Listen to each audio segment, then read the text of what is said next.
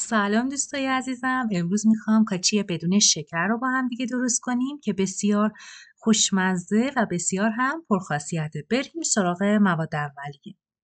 آرد گندم 1 پیمانه، شیره انگور 1 پیمانه، کره 100 گرم، زعفران به مقدار لازم، گلاب 2 قاشق غذاخوری، پودر هل نصف قاشق چایخوری و زردچوبه 1 قاشق چایخوری.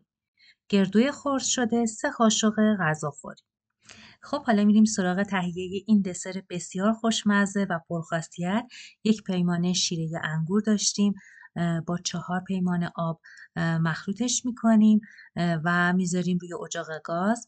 همش میزنیم تا شیره انگور با آب خوب مخلوط بشه و شیره انگور داخلش حل بشه. به محض اینکه به جوش بیاد خاموش میکنیم و میذاریم کنار تا بعداً داخل دسر استفاده کنیم. خب حالا آردمون رو داخل یه ظرف میریزیم، بهتر که استیل باشه و اونو تفتش میدیم. حرارت باید بسیار ملایم باشه. هر چقدر آرد رو با حرارت ملایمتر تفت بدیم کاچیمون بسیار خوشاب و رنگتر میشه و اگه آرد رو با دمای بالا تفت بدیم کاچی نهایتا خیلی تیره رنگ میشه. خب حالا به تفت دادن ادامه میدیم. ببینید شیره انگورمون به جوش اومده، خاموشش میکنیم. حالا همچنان به تفت دادن ادامه میدیم. باید تا جایی تفت بدیم که آرد تغییر رنگ پیدا کنه و حالت کرمی رنگ بشه.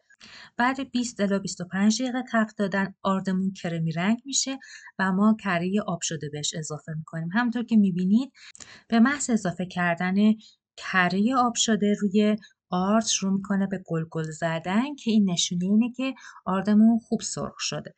خب حالا آرد رو همراه با کره دوباره تفت میدیم که خیلی تاثیر داره روی طعم نهایی کاچیمون.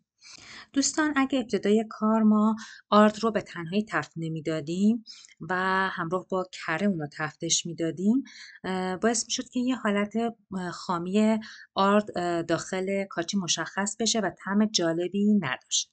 خب بعد اینکه آردمون رو همراه با کره تفت دادیم و کاملا اونو یک نواخت و یک دست کردیم، شیره انگورمون رو اضافه میکنیم و شیره انگور رو توی چندین مرحله آروم آروم اضافه میکنیم و تون هم میزنیم تا گلوله نشه. خب باز شیره انگور اضافه میکنیم، دوباره همش میزنیم. همین که یک دست شد، گلاب و زعفرون دم کرده رو بهش اضافه میکنیم و خوب هم میزنیم تا ترکیبمون کاملا یک نواخت بشه. دوستان هرچند که اضافه کردن زعفران برای کاچی ضروری نیست ولی طعمش رو فوق‌العاده عالی میکنه.